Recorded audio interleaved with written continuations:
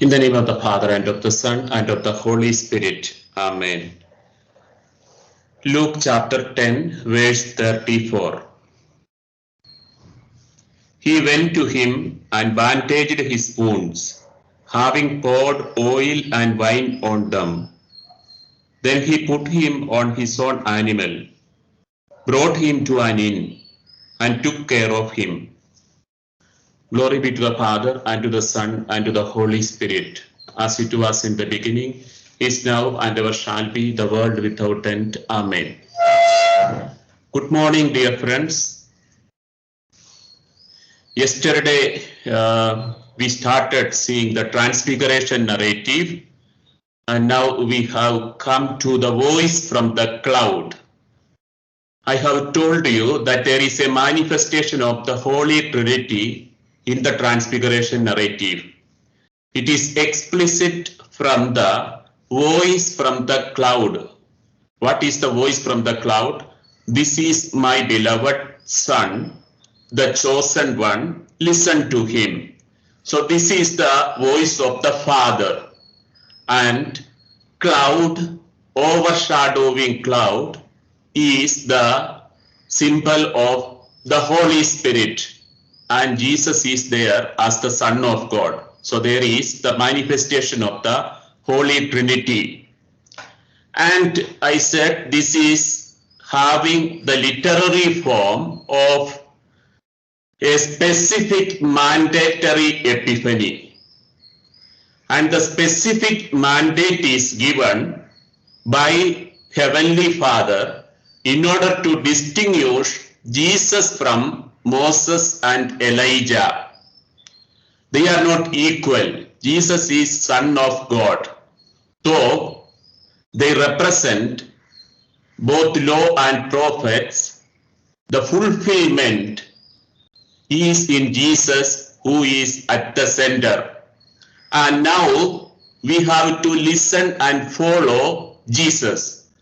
And said this is pointing towards a Christological interpretation of the entire Bible. As Catholics, our biblical interpretation is essentially Christological. That means the risen Lord is the key to biblical interpretation. The mandate is for the disciples, for all of us. That is, the teaching of Jesus, both in the antecedent narrative of Luke and the subsequent narrative, especially about the passion prediction, passion, death, and resurrection, and also the mission instructions, all the disciples have to follow. That is the meaning of listen to him.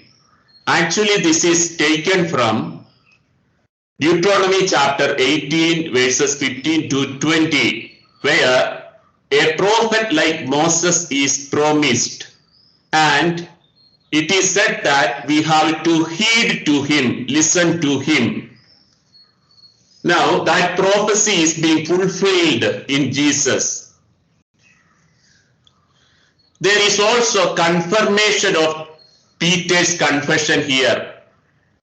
Just in the immediate context, we had Peter's confession, Peter declaring Jesus as Christ. And here there is the heavenly voice confirming that. And the heavenly voice relates to the baptism scene, where also we had a heavenly voice. This is my beloved Son, in whom I am well pleased. And the heavenly voice clarifies the misunderstanding of Peter. How does it clarify? Because Peter considered, by saying, I will build 3 tents, one for you, one for Moses, one for Elijah, he had made them all equal. So that is a misunderstanding. Now there is a clarification. Jesus is not equal to Moses and Elijah. He is the beloved Son of God, the chosen one, the Messiah. And the chosen one, that praise is taken from the suffering servant song of Isaiah, Isaiah chapter 42, verse 1.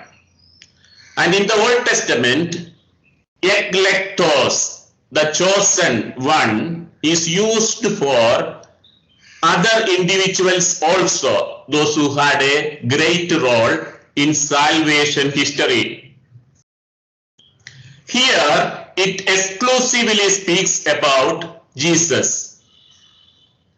And specifically, the transfiguration narrative and the content of the conversation among Moses, Elijah, and Jesus tells the reader that unlike Moses and Elijah, Jesus has to undergo suffering in order to attain glory. So that is also a correction given to Peter. Peter thought the momentary passing glory as eternal permanent glory.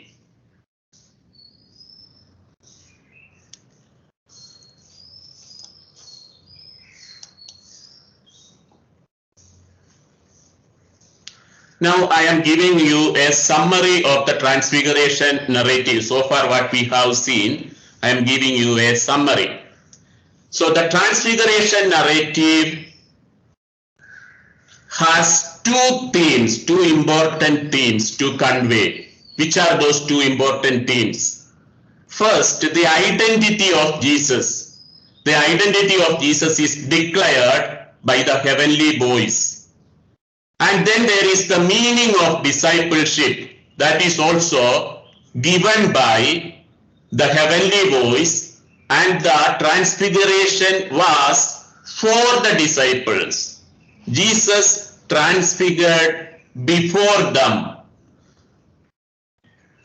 The events of the transfiguration confirm Peter's confession that Jesus is Christ and Son of God.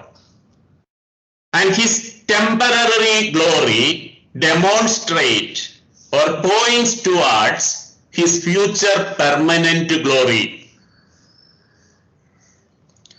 Jesus' glory is different from those two celestial beings, Moses and Elijah, because he is God's chosen one, and he is specifically chosen to walk the path of suffering and death, and his glory cannot be understood outside the fulfillment of his exodus in Jerusalem. That means his resurrection and ascension in Jerusalem. But before that, Jesus will have to undergo passion and death. So suffering leads to glory. Jesus is not presented as a voluntary victim, an involuntary victim. He is going towards Jerusalem with his own decision. He freely chooses to bring about his departure. The divine mandate, listen to him at the end of the narrative, refers to the readers back to the exhortation to follow him, denying themselves and taking up their cross daily.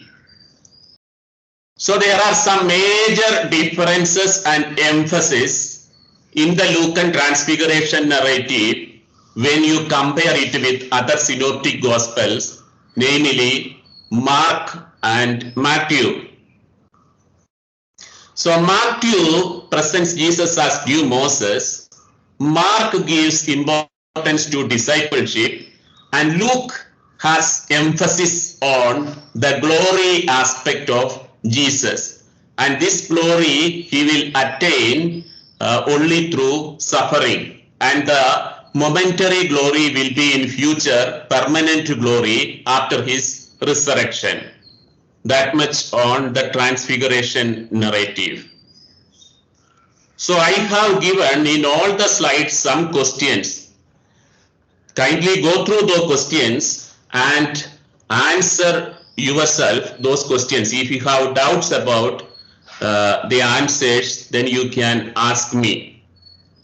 Yesterday, I sent you a handout on Luke chapter 15, which we will be taking on Monday. So you have to go through that handout.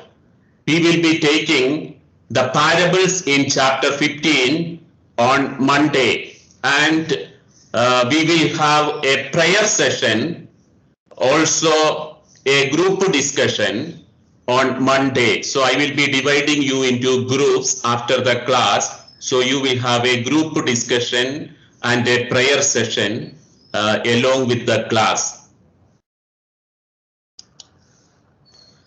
Now we come to another session, namely the parables of Jesus in the Gospel of Luke. I had a session on miracles earlier. Now I am giving you what is the meaning of parables in Luke's Gospel.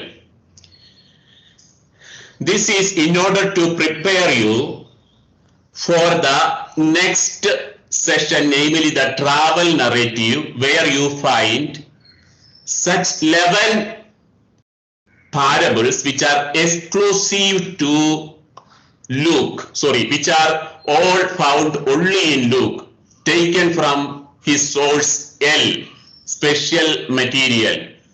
So, before beginning the travel narrative, I want you to understand something about parables in the Gospel of Luke. Much of Jesus' teaching and preaching about the kingdom of God in the Synoptic Gospels was done through parables. As the Gospels have come down to us, parables constitute 1/3 of the entire content of the Gospels.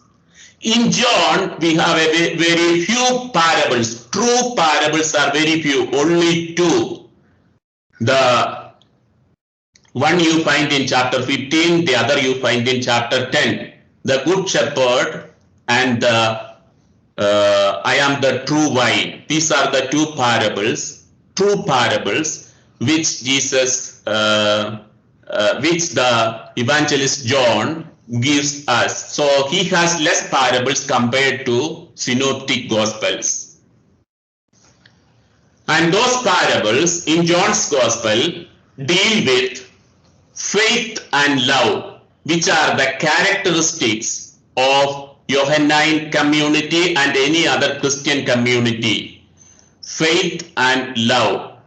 So these are the 2 aspects of those parables. I am the true vine and I am the good shepherd. The parable is basically a story, but a special kind of story, in the same way that myths, satires, they are all different literary forms, and parable is also a literary form. The origin of the parables can be traced back to the Hebrew word mashal, derived from the verb meaning be like. Mashal was a broad term used really for any verbal image from a figurative saying or proverb.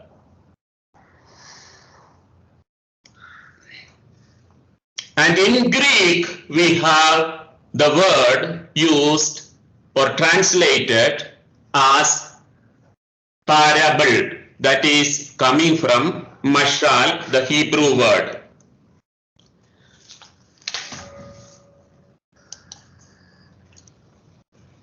And in the first century, you know some of the rabbis' name at least, Shammai, Hillel, all those rabbis.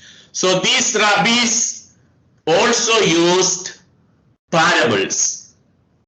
Jesus used simple word pictures called parables to help people understand who God is and what is his kingdom or his rule like.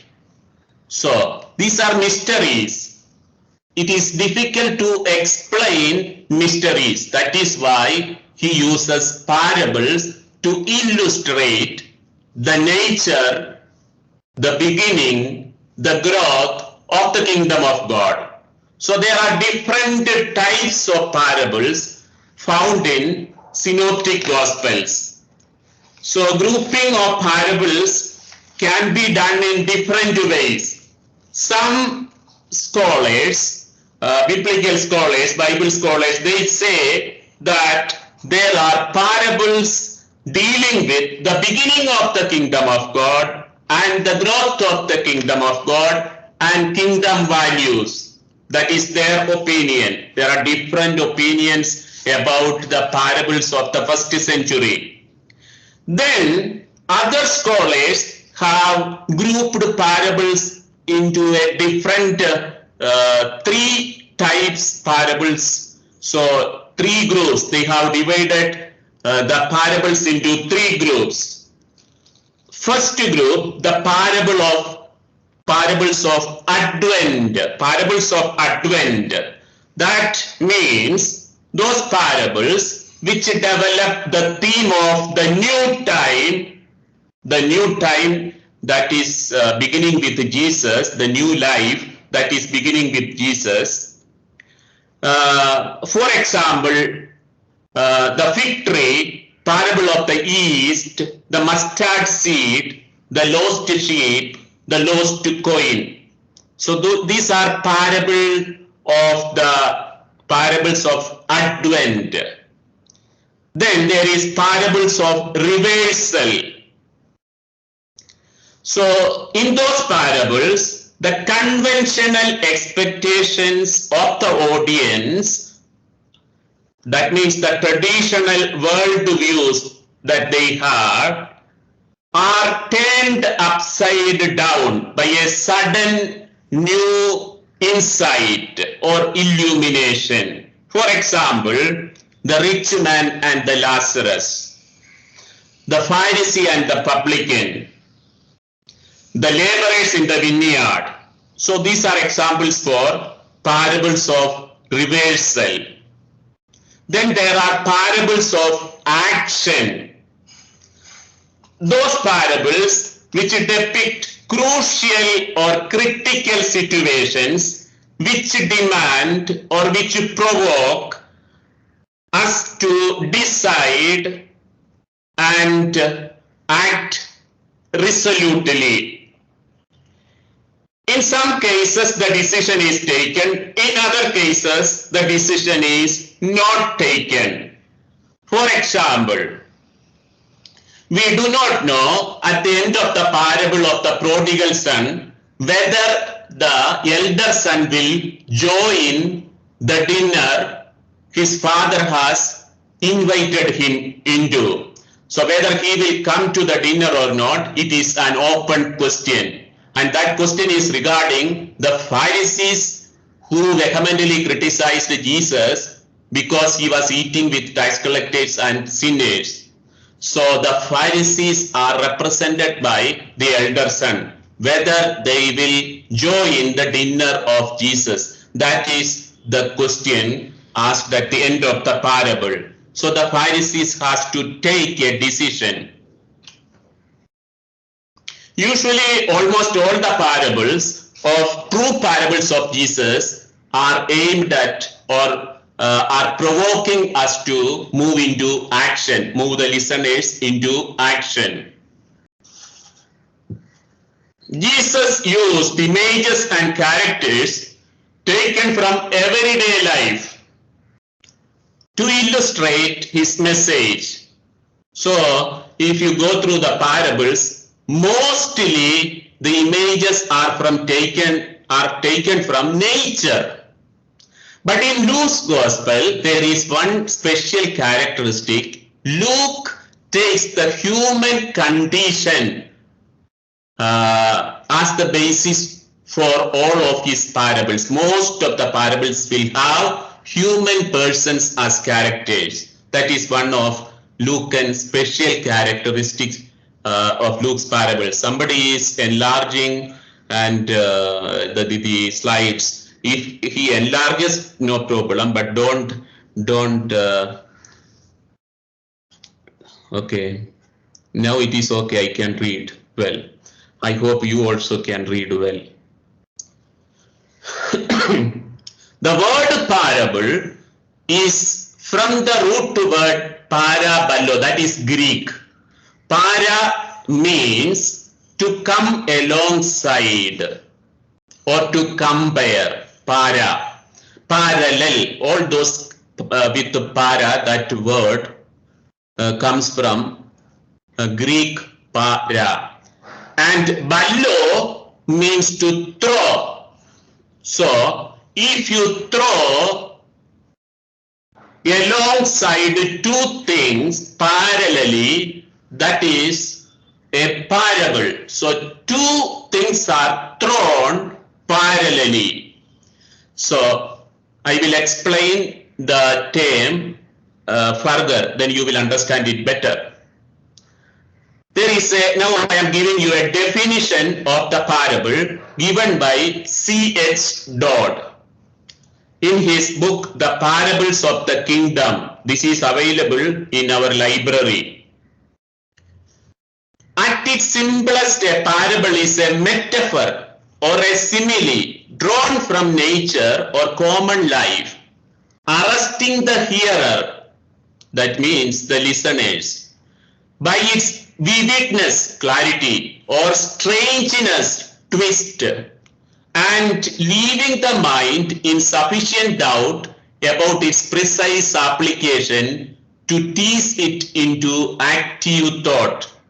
This is a sentence which has got an in-depth meaning, which I will explain in the next slide. So, in other words, there is a comparison. The comparison is between an earthly story and a heavenly reality. For example, kingdom of God and mustard seed is the earthly reality. Kingdom of heaven is heavenly reality. Those two things are thrown side by side.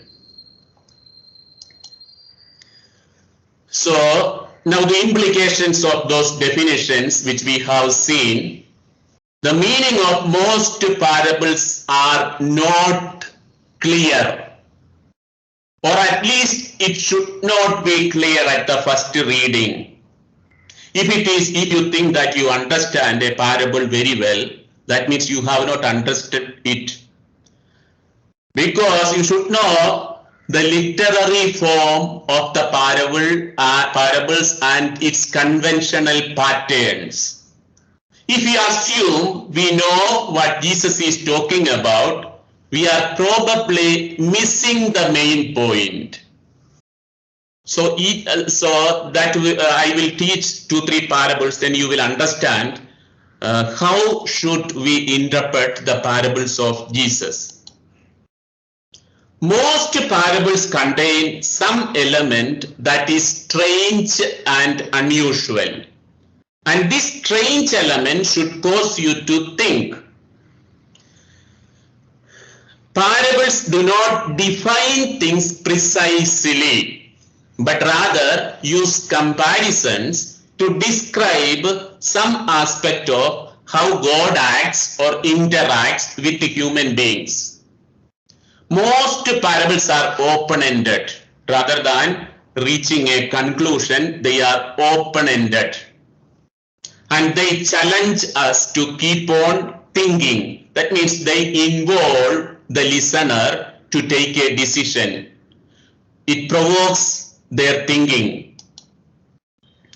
So the aim of a parable is to awaken a new insight, stimulate the conscience, and move to action. So parables are not fables or stories. This is a special type of literary form which has its own conventional pattern. Among the synoptic gospels, Luke contains the most extensive collection of parables. unlike other gospels. Why? Because Luke has his great insertion taken from the source L, that is his own special material, placed in the travel narrative, 10 chapters, chapter 9 to 19. In those 10 chapters, you have some 11 parables which are unique to Lucan Gospel, 11 parables. That means among the Gospels, Luke has the most extensive collection of parables. Luke's parables arises less from the mystery of nature, unlike Matthean parables. If you, the parabolic discourse in Matthew chapter 13, mostly they are taken from parables on the kingdom of God. They are taken from the nature, natural imageries are used there. But in Luke's Gospel, they are concerned with the mystery of human interactions. So that is one special characteristic of Lucan parables.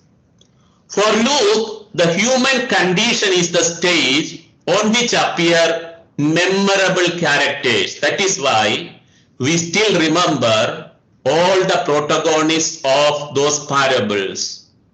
All the main characters of those parables are in our memory. The prodigal son, for example, and the elder son, the dishonest steward, the cunning steward, the shrewd steward, crafty steward. And that is a parable from Luke's Gospel which is very difficult to interpret. So kindly go through that parable and see for yourself if you can understand the meaning of that parable. Then the Good Samaritan that we all know, and especially this year, Fratelli Tutti, that apostolic exhortation, has a chapter on Good Samaritan. If you have time, go through it, read it. Pope Francis has given a commentary on Good Samaritan there in Fratelli Tutti. Then the parable of the persistent widow. Then the righteous Pharisee. So many memorable characters are given in the parables of Luke. Luke focuses on the mystery of human interactions in his parables. His memorable characters offer models of discipleship for our daily Christian life.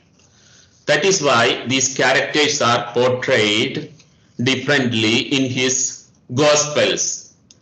And now, Lucan parables, among the Lucan parables, the Good Samaritan that you find in Luke chapter 10 has the mention of two places, and all those two places are existing now also, Jericho and Jerusalem.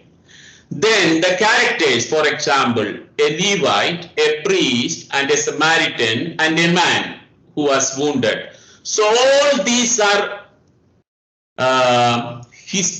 these can be historical realities. Historical realities, that means historical places and actual historical institutions like priesthood and Levites and Samaritans, a group of Samaritans, they were all existing. So Jesus uses from the daily life of the people certain imageries, and that will involve his listeners and provoke certain questions in their mind. For example, for a Jew, a Samaritan is an enemy. He cannot be a neighbor. But Jesus uses exactly an enemy of the Jews in order to define or in order to answer the lawyer's question. So there is a twist. For the lawyer, for the Jew, it is a surprise. There is a twist in what Jesus says. Jesus also was a Jew, but he had an open mind towards Samaritans. With the exception of the parable of the two debtors, the parables unique to Luke, all of them occur in the Lucan travel narrative, namely chapter 9 to chapter 19. Through the parables, Jesus is teaching the disciples the way of discipleship that they have to follow as they spread the gospel to the ends of the earth. So, this much about parables, and only one of the parables mention a man's name, that is the parable of the rich man and the Lazarus that you will find in Luke chapter 16, 19 to 31. The name Lazarus means, it comes from Eleazar. Eleazar means Yahweh is my help. That is the meaning of Eleazar. So that is the name used by Luke in one of his parables. Otherwise, all the parables contain persons, but they are not named. They are not named. For example, in Good Samaritan, the Samaritan is not named. The man wounded is not named. The Levite or priest, they are not named. In the parable of the lost coin, lost son, and lost sheep, nobody is named. So, the Lucan characters are anonymous except for Lazarus. He is using only in that parable a name, and that has a significance because it means God helps, whom nobody helps. If you have any questions so far, you can ask. Now we will go to the travel narrative.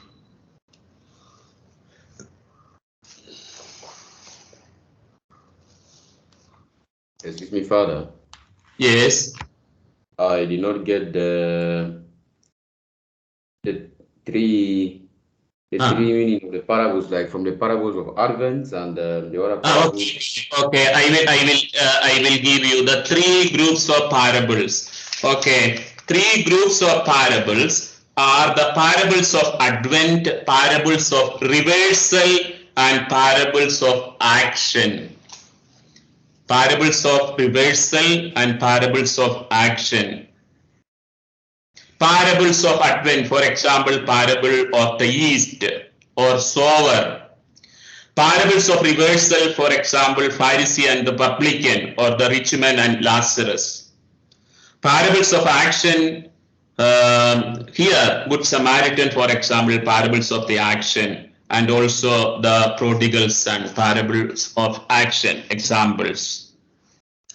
Another way of grouping was namely parables of the kingdom of God, and it deals with the beginning of the kingdom, growth of the kingdom, and the fulfillment of the kingdom.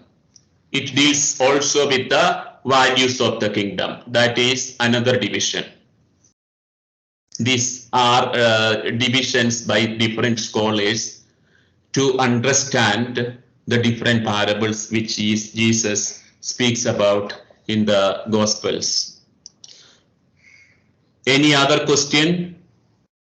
Excuse me, Father. Who are you? This is Robert Barla. Okay. Father, you mentioned about two parables of Jesus which provokes us to action. Could you please explain to me a little more about Only two parables. Usually all the true parables are set by Jesus in order to provoke action. For example, Good Samaritan. At the end it will say, go and do likewise. That means be a neighbor to all like the Samaritan. So that is one action parable. Second, the elder son was invited to the dinner by the father, but he did not turn up, or whether he turned up or did not turn up, that is not set in the parable. that parable ends up as an open-ended parable.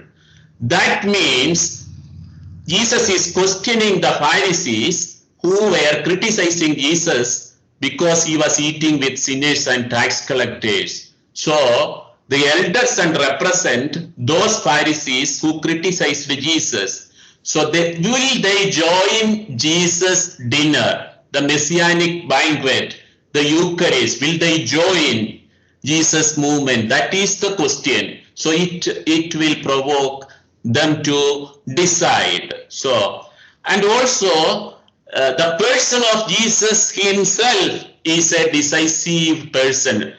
You encounter, either you decide for him or against him. That is what the gospel tells us, all the gospel stories. So there is either rejection or acceptance. There is no midway. So that is the type of parables Jesus used. So the true parables, I am not speaking about similes or metaphors, which are also found many times there. The true parables of Jesus, like the prodigal son, the good Samaritan, the wine, the good shepherd, all those speak of us to decide for ourselves and to do certain actions, change of attitude and actions. So that is the meaning of parables of action, and all the true parables of Jesus are aimed at action. They stimulate action from the listener, a change of heart and mind, which leads to action. Okay, thank you, Father. Thank you.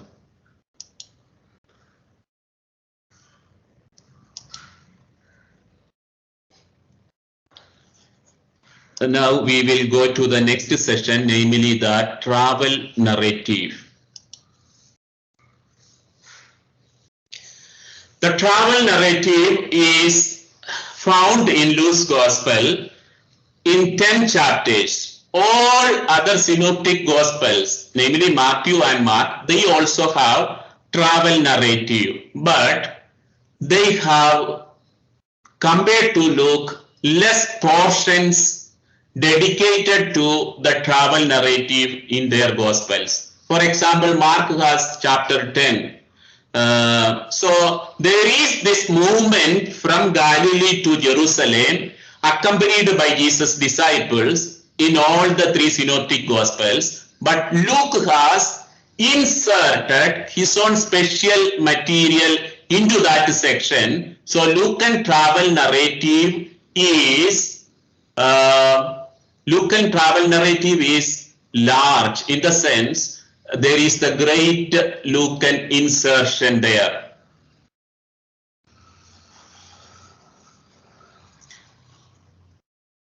Those who take attendance, please take the attendance of today.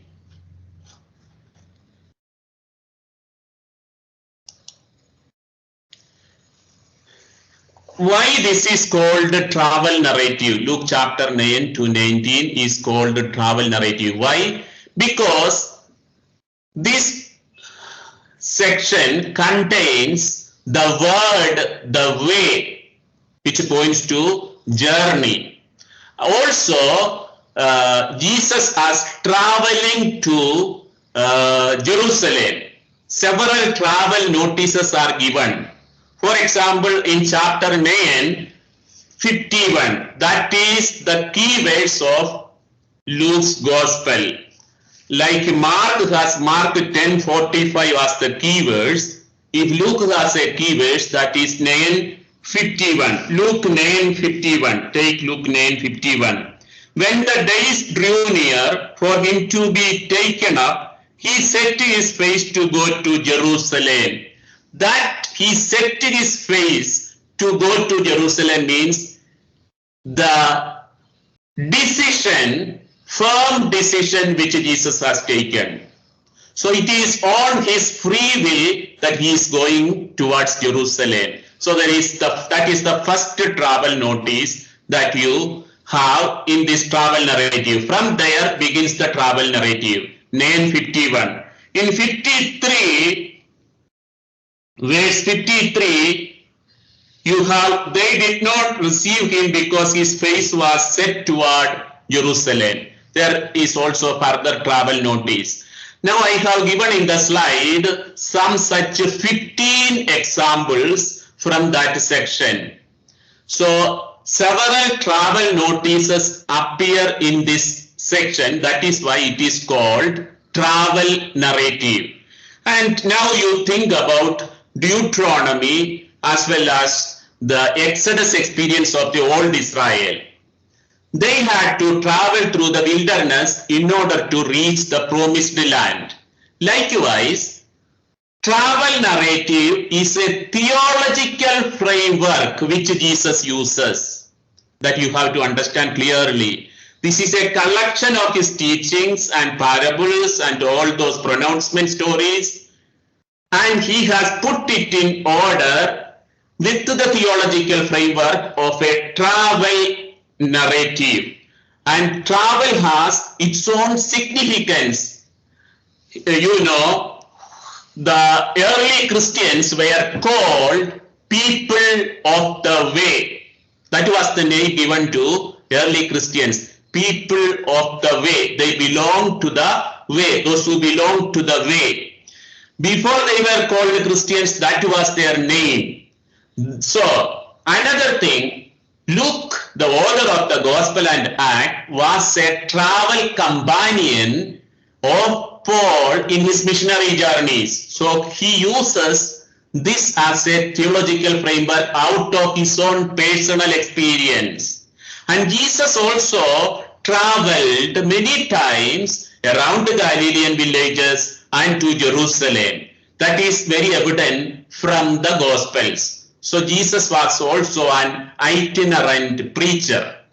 So he uses it as a theological framework for those parables and teachings on discipleship in his Gospel. And Jerusalem is a central place, a theological topos, where the Christ event, the saving events of Jesus Christ has to take place. That is why Luke and Acts has at its center the town Jerusalem. So the journey is to Jerusalem, and there in name 51 it is mentioned he has to be taken up in Jerusalem. That refers to his ascension, resurrection and ascension, his glorification. So we have to have in mind all these things when we say this is a travel narrative. Jesus was on the way to Jerusalem and he set his face towards Jerusalem. He was firm in his decision to go to save the entire humanity. And going to Jerusalem is of high risk for him because his opponents, namely the Jewish religious leaders, are found in Jerusalem. And the travel narrative has its immediate context. In the narrative, you have the transfiguration and the passion predictions and Peter's faith proclamation. These are the immediate context for travel narrative. So travel narrative has these three: Peter's confession, which is Peter's confess Jesus as the Christ. Then there is passion prediction by Jesus. Jesus has to undergo suffering and finally he will rise on the third day. And he instructs the disciples on the demands of discipleship. You have to follow me, taking your cross daily. This is chapter 9, which I am speaking about. 9, 1 to 50 is mainly on the mission of the disciples. Mission of the disciples. And that is the main theme of the travel narrative. Jesus is training the disciples for their future mission. Jesus is giving formation to the disciples in that travel to Jerusalem. So Jesus is accompanied by the disciples both male and female disciples when he goes to Jerusalem. The main theme of the entire travel narrative is discipleship, formation of the disciples. That is the main theme. Jesus is, through his teaching and parables, forming them. And why that way the word is used? In Jewish context, we have to understand certain things from the Jewish context. In the Jewish context, halakha, H-A-L-A-K-H-A, halakha means to walk, or the path one has to take to walk. That is the meaning of halakha. And halakha was the word, or now also is the word used for religious laws, both written and oral Torah of the Jews. Halakha is the word used. So those are guidelines for their life. So halakha indicates religious way of life of a Jew or an observant Jew. That is halakha, the way. So whenever you see the way, that word you have to remember, halakha, halakha, and that is used here also many times. And this is the context in which first Christians, they called themselves as those who belong to the way, but the way of Jesus, in order to distinguish their way from the Jewish people.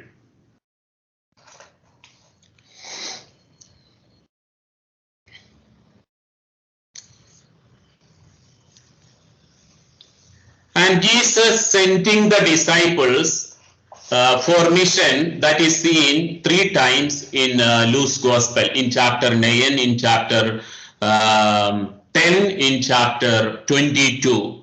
So there are all, these are all passages dealing with Jesus sending the 12 with missionary instructions. Now I am going to say something regarding the travel narrative. What is the importance of this mission sending? Also Jesus sends 70 or 72 disciples. That also you will find. The 70 or 72, that is a symbolic reference to all the nations existing at that time. Genesis 10 has 70 nations. Some translations used 70 instead of 72 and 70. So that is why 2 different numbers appear in our Bible, either 70 or 72. Some ancient manuscripts have 70, some others have 72. And what is the meaning of that? 70 represents all the nations, all the nations. So Jesus' mission is universal. In that sense, 70 or 72. But it is also to Israel. 12 represents the 12 tribes of Israel. And the 12 apostles represents the new church. That means the restored Israel. The restored Israel. So, Jesus' mission is to both Jews and Gentiles. And in Acts of the Apostles, you will find Paul's mission was especially to the nations, to the Gentiles.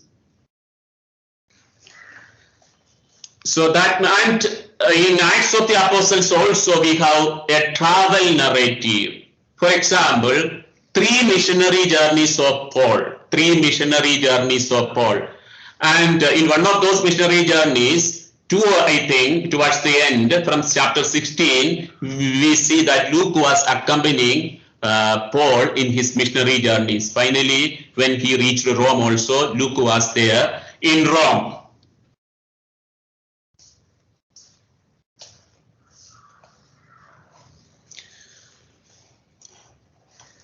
Now, in different commentaries, you will find this travel narrative divided into 3 sections, mainly 3 sections.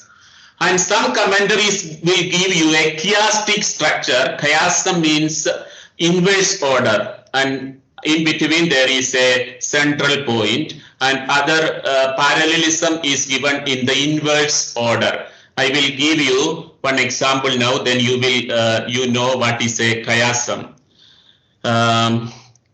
So these three parts, this is merely a structural division. It has nothing to do with the message of that passage, but the division is in accordance with the journey motif appears in these sections. It appears more than 15 times, but they have chosen three sections each, parallel sections, three sections parallel to other three sections, and in between there is a center. The first phase has many lessons about the nature and demands of discipleship. For example, the first section is chapter 10. You know, in chapter 10, there is the parable of the Good Samaritan and also the episode of Martha and Mary. What is the basis of that? In chapter 10, after Jesus facing his face towards Jerusalem, Jesus is giving two essential qualities of a disciple. What are those two essential qualities? One is explained by the parable of the Good Samaritan, love of neighbor. Second is explained by the episode of Martha and Mary, that is love of God. Love of God and love of neighbor, these are the two essential qualities that a disciple should have. That is why at the beginning of the travel narrative, Luke gives a twofold parabolic illustration of the demands of discipleship, namely love of God and love of neighbor. In another way of seeing it is, in the Old Testament, there are several references to listening to the word and obeying the word, listening to the word and putting it into practice. And these are the two main aspects given in the first section. The second phase presents the journey to Jerusalem as a great symbolism and as God's will. Jesus as teacher teaches the disciples various dimensions of discipleship through parables. And his saving ministry, for example, Luke chapter 14 to 19 is known as Gospel of the Lost. Luke chapter 14 to 19 is known as Gospel of the Lost, in which you have chapter 15, lost coin, lost sheep, lost son. And chapter 19, at the end, you have Jesus saying, I have come to seek out and save the lost. And that was his mission during this journey. And that will be the mission of the disciples also. Salvation. He has come, Savior for all, both Gentiles and Jews. And that will be the mission of the early church, the future mission of the disciples. And the third phase gives how Jesus concludes his instruction about the discipleship, how to follow him. That is, so all these three sections are on discipleship, the demands of discipleship and the teaching of Jesus. What does the discipleship mean, especially through parables? So this section, these three sections, the main theme is formation of the disciples. Formation of the disciples. Now I have given the outline of these three parts. Departure and first phase of journey. Departure means 9:51. Jesus setting his face towards Jerusalem. And first phase of his journey. How there is an inclusion of place, Jerusalem, in 9:51 and 13:35, 34:35. That is the basis of the division of the first phase.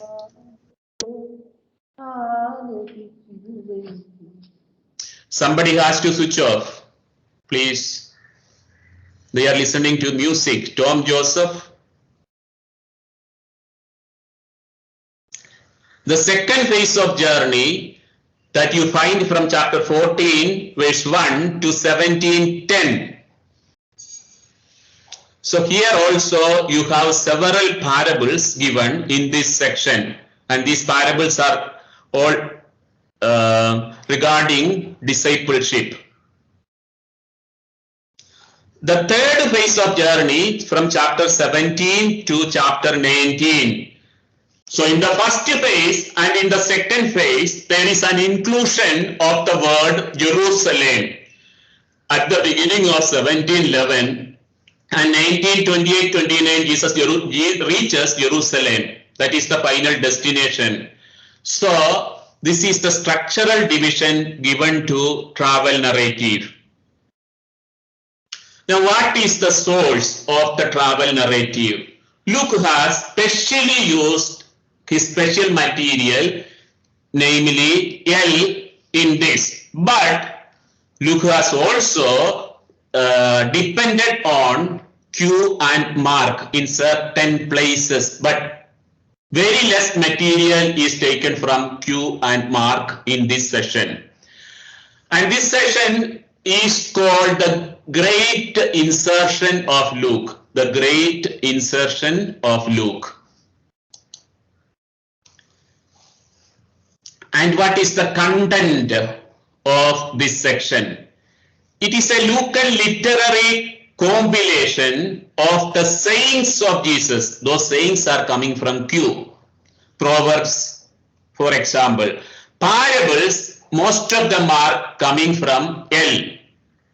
Legal and wisdom sayings, then Jesus is criticized by his opponents, and Jesus has certain eschatological utterances. So this is, and also some pronouncement stories and a few miracle stories. That is what we have in the travel narrative. But these are all dealing with one main theme, namely formation of the disciples. Lucan theme of journey was an image for discipleship. Luke describes the three mission journeys of Paul in the book of Acts. And Luke knows it very well because he was a travel companion of Paul. Jesus completes a new exodus. In the Transfiguration narrative, Moses and Elijah spoke with Jesus about his departure, that is to take place in Jerusalem, namely his resurrection and ascension. So the saving events will take place in Jerusalem, and that is Jesus' aim of going towards Jerusalem. So he is going, leading a new exodus. Like in the Old Testament, Moses led the first exodus. Here Jesus is leading a new exodus. That is why he is accompanied by his disciples, both male and female. At the end, unlike the first exodus, which was from political slavery, a liberation from political slavery, the new exodus and the new promised land, namely the kingdom of God, is altogether different. Here Jesus will win over sin, death and Satan, and Jesus will establish God's reign. So that is the difference between the first exodus and the new exodus.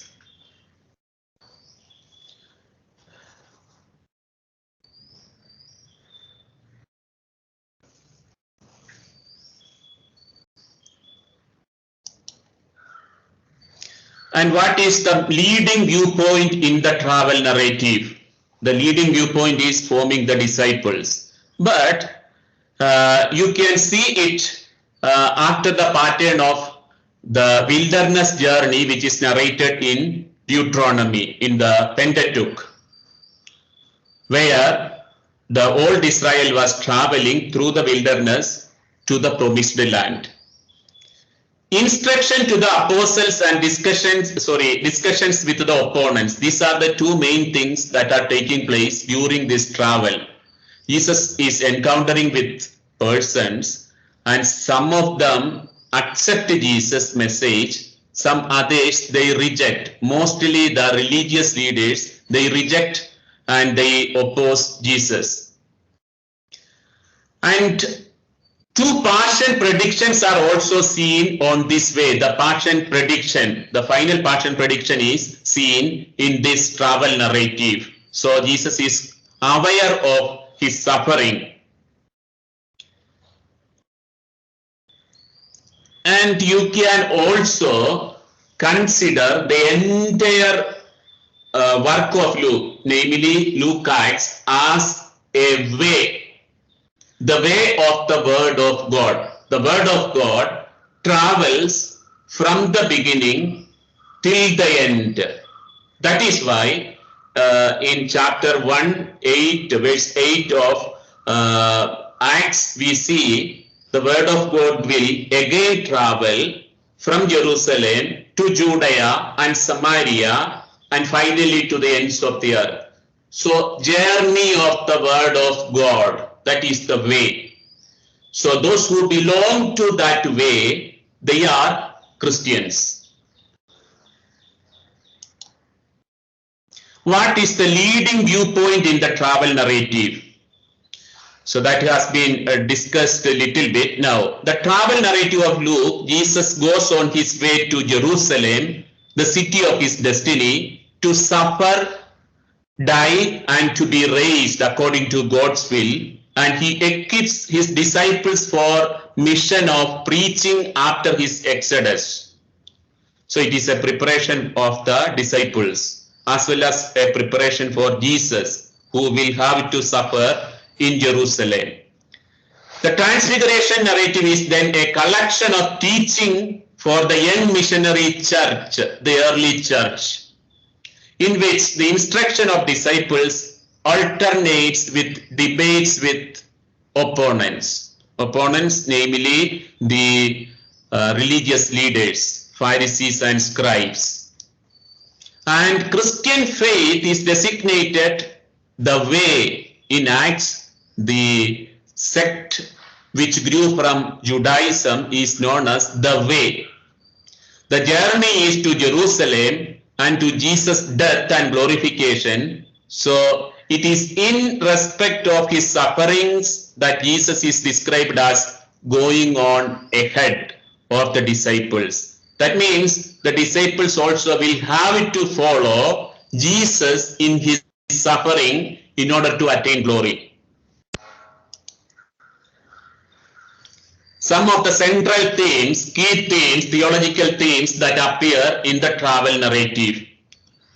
Radical discipleship. Discipleship, we have seen that term, and I explained some passages from 9, 14 and 18. Universal salvation, the central theme is also here. Jesus is saving the lost, and the central part of the travel narrative is known as Gospel of the Lost. The women friends of Jesus. Prayer.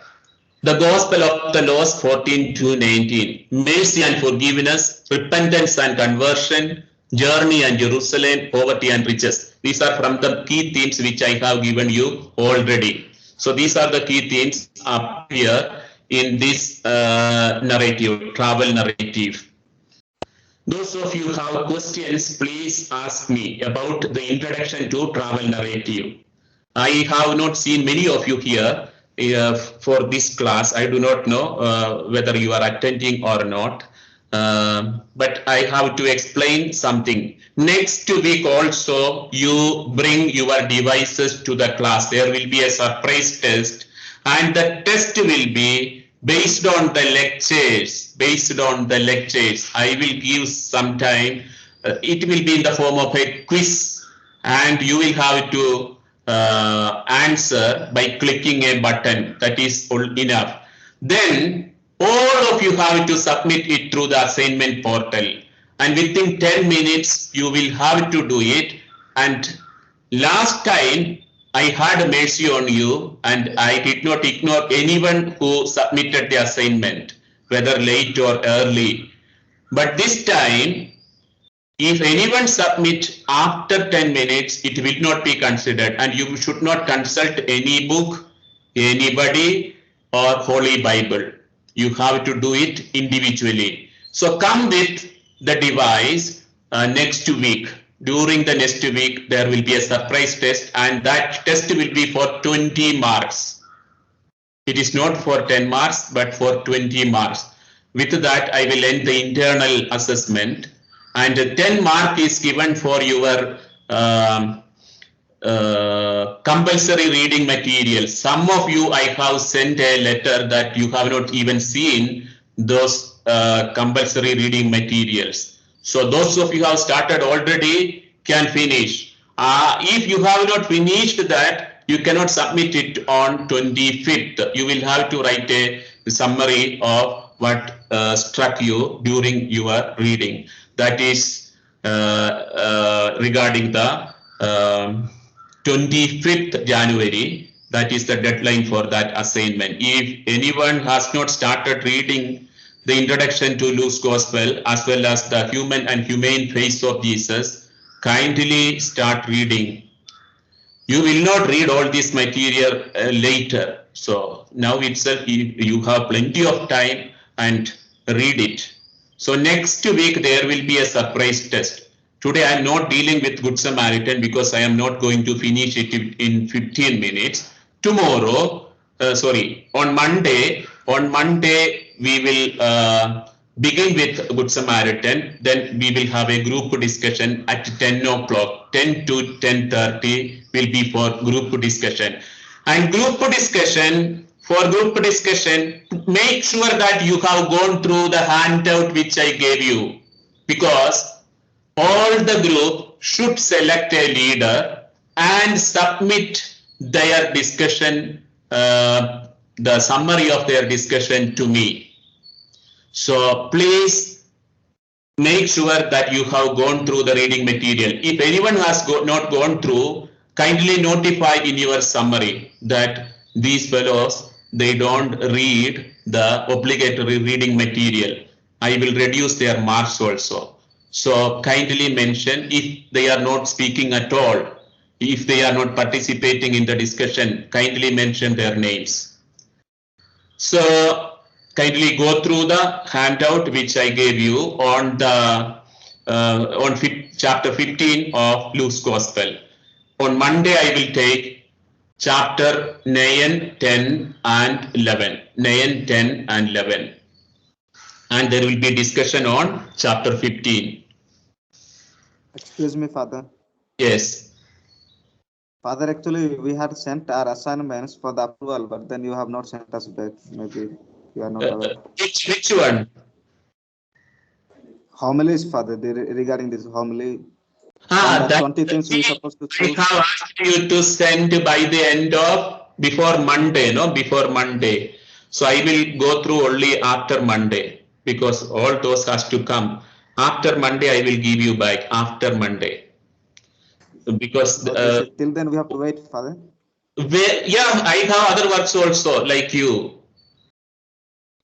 Okay, Father. Thank you so much, Father. Sorry. Only after Monday I can go through it, because very few have submitted.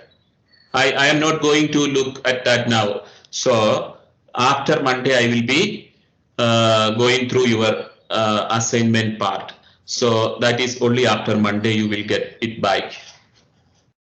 Okay, Father. Thank you, Father. Thank you. Any other question?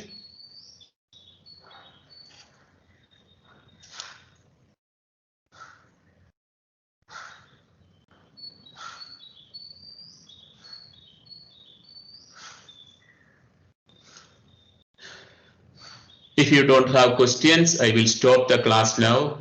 In the name of the Father, and of the Son, and of the Holy Spirit. Amen.